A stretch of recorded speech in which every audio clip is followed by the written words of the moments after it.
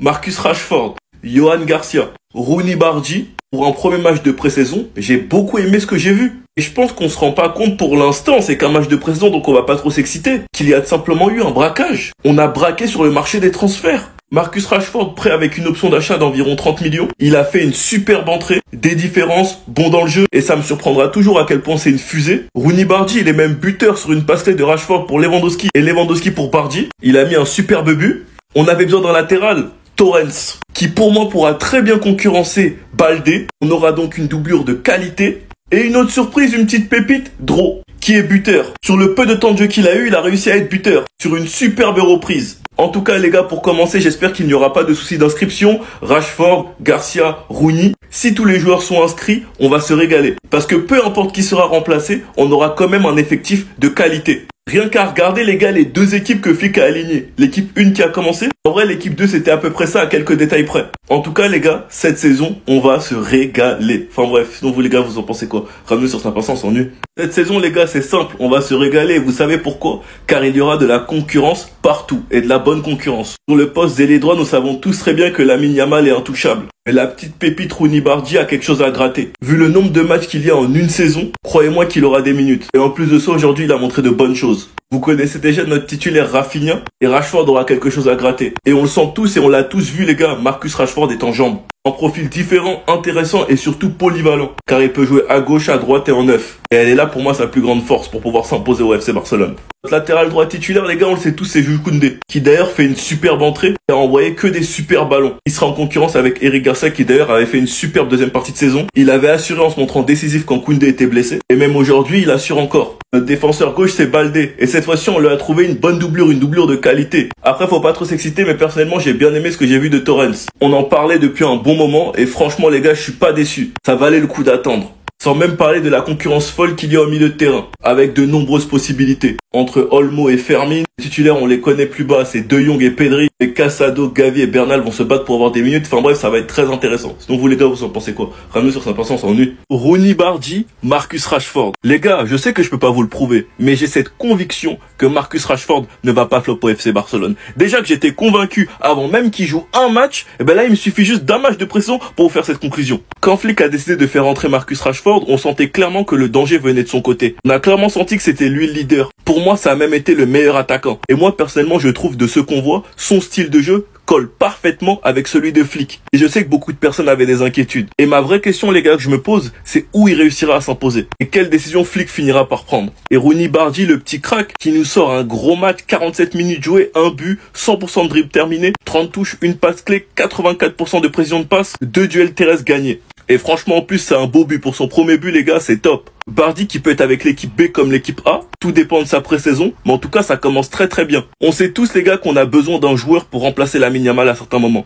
Peut-être qu'on l'a trouvé. En tout cas, les gars, la direction a ramené de la très très bonne concurrence. Rashford et Rooney Bardi, ils vont en faire des dégâts. Et j'ai qu'une hâte, c'est que le championnat commence. Sinon, vous les gars, vous en pensez quoi? Ramenez sur sa patience, s'ennuie. Mais les gars, je comprends mieux pourquoi cette équipe, elle s'est fait boxer à l'entraînement par cette équipe. Parce qu'au cas où vous avez pas remarqué, l'équipe qui est rentrée en deuxième mi-temps, c'est la même que l'équipe gagnante d'hier à l'entraînement. Donc techniquement, c'est celle-ci qui avait perdu aussi. À quelques changements près, il y avait pas Garcia, il y avait pas Martin à la place de Martin, c'était Torrens. Non, parce que les gars, ces deux équipes ont montré un visage totalement différent. Déjà, pour commencer dans l'équipe 1, Lamine Yamal n'était totalement pas dans son match. Il est déjà en train de se faire critiquer de malade, comme quoi le numéro 10 pèse trop sur lui. Pour une première mi-temps, les gars, vous êtes malades. L'erreur de Koubarsi qui donne le but. Mais la grande satisfaction de l'équipe 1, pour moi, c'est Garcia, qui nous montre déjà comment il est bon en 1 contre 1. Après, sur la deuxième frappe, malheureusement, il peut rien faire. Et d'ailleurs, les deux Garcia continuent de nous impressionner. Eric qui est sur la continuité de la saison dernière. Et franchement, ça va être un backup de qualité pour Koundé. Et Pedri, les gars, inutile d'en parler, il nous a déjà habitués. Mais sinon, les gars, dans l'équipe 2, la même qui avait boxé l'équipe 1 à l'entraînement, l'entrée de Marcus Rashford, les gars, il a fait très très fort. Et j'ai qu'une hâte, les gars, c'est de le voir en championnat.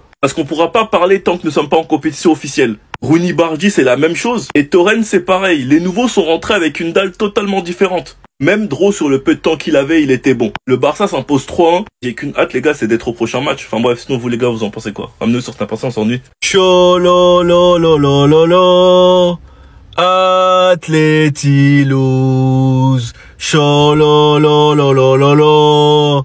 Atleti lose. Tu vois dans quel pétrin tu es? Parce que t'as voulu écouter ton frère? Ton frère qui t'a incité à provoquer? Ton club qui t'a incité à provoquer? Aujourd'hui, Iñaki, il est buteur. C'est le club de sa vie, il a l'habitude. Toi, Nico Williams, quand tu vois ta tête là, t'aimes bien? Et ça va être ça toute la saison. Parce qu'en plus de ça, j'ai mis l'œil. Le Sharingan béninois, j'ai mis l'œil. Certains ne comprennent pas mon pressing. L'agent de Nico est venu et s'est proposé à nous. Je préférais d'autres joueurs, mais Deco m'a convaincu de les écouter. Je le répéterai jamais assez, mais c'est Nico qui est venu nous déranger. Donc déjà, on se donne rendez-vous quand vous allez affronter le Barça. Ce qu'il faut savoir, c'est que les trophées que tu vas prendre, c'est uniquement en Espagne avec Lamine Yamal. En bref, en attendant, nous, on attend la pré-saison. J'ai tellement hâte de voir les débuts de Ronny Bardji et Rashford. Ronny qui a d'ailleurs éteint Baldé à l'entraînement, et c'est pas tout le monde qui éteint Baldé. C'est encore plus beau quand c'est un petit qui aime le club. Et Rashford à skip, il est en forme de malade. Donc j'ai qu'une hâte, c'est de les voir jouer. On va pouvoir voir nos 3 recrues, qui sont à ce qui paraît nos dernières recrues. En tout cas, les gars, je suis hype. Sinon, vous, les gars, vous en pensez quoi? Ramenez sur ta personne, on s'ennuie. Yamal, depuis qu'il a le numéro 10, il a complètement perdu la tête. Ça se voit qu'il est lourd sur lui. Et Koubarsi, de toute façon, sa deuxième partie de saison, elle était éclatée. Il nous a tués pendant plusieurs matchs. C'est ce que j'aurais dit si j'étais un trou de balle. Moi, les gars, je parle même pas des autres parce que qu'il y ait de la vanne, c'est normal. La preuve, nous, on fait la même chose avec Nico Williams en pré-saison. Moi, ce qui me dérange, c'est les supporters du Barça qui tirent des conclusions après un match de pré-saison. Même pas un match.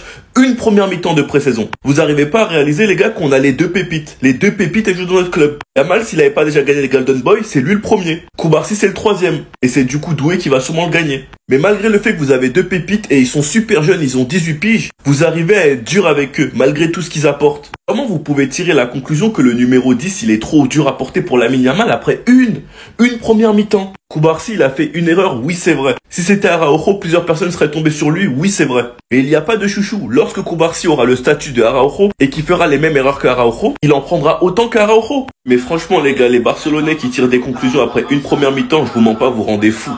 Enfin bref, sinon vous les gars, vous en pensez quoi? Ramenez sur 5%, on s'ennuie. Vous savez les gars, j'adore ce que je vois. Je kiffe. Au cas où certains ne savent pas, Samuel Eto'o est mon joueur préféré dans le football. C'est lui qui m'a fait aimer le foot. Et c'est le joueur préféré de mon père. Le hasard a fait que je porte son maillot quand je vous fais la vidéo. Vous avez tous vu Samuel Eto'o envoyer un pic suite à ce transfert, en envoyant un pic à Zlatan, en identifiant Zlatan et en envoyant un petit pic au Barça. Et ce qui est drôle sur cette photo, c'est que nous avons 2 joueurs archi arrogants, grave dans le trash talk. Eto'o et Zlatan. Et aujourd'hui, vous êtes tellement des pisseuses que vous pleurez pour des stories Insta d'un mec de 17-18 piges. Tellement vous êtes des pisseuses. Oui, bien sûr, je vais utiliser ce raccourci-là. Parce que des bougs arrogants dans le football, vous en avez connu plein, sauf si vous êtes des 2008. Quand je vois des grands adultes barbus détester ce boug, parce qu'il est trop arrogant, parce qu'il fait des stories, alors que vous avez connu Zlatan, vous avez connu Eto'o, vous avez connu Mbappé, vous avez connu Cristiano. Bah non, vous faites comme si Yamal c'est une première dans le football. Et vous cherchez même des fausses raisons pour le détester, et vous êtes bien silencieux quand c'est les autres. En tout cas, merci Yamal de rajouter ces petites touches d'arrogance, de hype les matchs, sans pour autant être irrespectueux sur le terrain. C'est bien important de le préciser. En tout cas, moi je vous le dis, cette saison vous allez souffrir. Parce que ce mec-là va juste vous rendre fou. Sinon vous les gars, vous en pensez quoi? Ramenez sur Snap, on s'ennuie. J'avais vu un tweet intéressant de Actu Barça. Si vous êtes flic, c'est quoi votre 11 titulaire? Dites-le moi en commentaire, moi je vous donne le mien. Et les gars, c'est personnel. Au cash sans débat possible les gars, c'est logique, Johan Garcia. La nouvelle recrue qui est en train d'impressionner le vestiaire et le staff par ses réflexes. Il est en train d'être comparé à Valdez, donc franchement ça me hype, j'ai hâte de le voir. Et de toute façon les gars, sur les 5 dernières saisons, si c'est pas la saison 2022-2023, on a tellement pris l'habitude de concéder beaucoup de buts que je vous jure que les gens tomberont même pas sur Garcia, vous verrez. Les centraux, Inigo et Koubarsi. Latéral gauche, Baldé. Latéral droit, Koundé. Sachant qu'à droite, pour faire tourner, on a la possibilité de faire jouer Eric Garcia ou Hector Fort. Et dans l'axe, de faire jouer Araujo. Araujo qui nous explique que cette saison, c'est son prime. Donc peut-être qu'il gagnera une place de titulaire, reste à voir. C'est à gauche où on est un peu en panne avec Martin pour remplacer Baldé. Et c'est là où personnellement, moi, je compte sur Torrens. J'espère qu'il va impressionner en pré-saison. Milieu de terrain sans débat possible, De Jong et Pedri. Et devant, ça reste mon choix, Fermin. Pour l'instant. Il faut aussi prendre en compte que Olmo serait déçu de sa saison et s'est énormément entraîné durant l'été. Donc peut-être qu'on aura Olmo Prime cette saison, reste à voir. Au milieu, on est bien fourni pour concurrencer De Jong et Pedri. Nous avons Casado, Gavi ainsi que Bernal. Mais Bernal, faut faire attention parce qu'il revient des croisés. Donc il va revenir vraiment petit à petit. En attaque, sans débat possible, Rafinha et Lamine Yamal. Et personnellement, moi, pour le début de saison, je titulariserai Robert Lewandowski. Il n'est pas parti en sélection pour s'entraîner et pour être en forme pour cette saison. Et si vous vous rappelez, les gars, en début de saison, il était en pétard. Le problème de Lewandowski, c'est qu'à cause de son âge, il ne peut pas enchaîner. Mais en début de saison, j'ai aucun doute, il sera au top de sa forme. Sans pour autant enterrer Ferran Torres, qui lui aussi s'est beaucoup entraîné et a fait une superbe deuxième partie de saison. Ronny Bardji, la nouvelle recrue qui est souvent dans l'équipe gagnante, et je me demande s'il va rester en équipe première, je pense que oui. Et Rashford, le couteau suisse, pour l'instant, nous l'avons pas encore vu jouer, mais je pense qu'il finira par s'imposer. En tout cas, un de ces flics va se régaler. Sinon, vous les gars, vous en pensez quoi? Ramenez sur 5%, on s'ennuie.